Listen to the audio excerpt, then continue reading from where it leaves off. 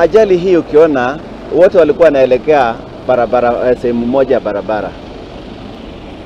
Lori ilikuwa mbele na basi ilikuwa nyuma na ikaweza kugonga lori ambao walikuwa wanaelekea upande moja wa barabara, upande wa Nairobi. Tungependa kutoa tahadhari na kuomba sana madereva wote ambao wanatumia barabara kwamba waweze kuzingatia sheria za barabara. Ajali hizi nyingi zinaweza kuepukika endapo madereva wangezingatia sheria za barabarani. This is very avoidable.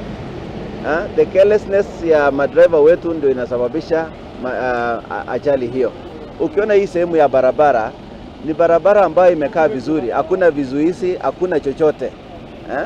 So hapo uweze kusema kwamba kulikuwa na itilafu ya gari, kuna itilafu yoyote.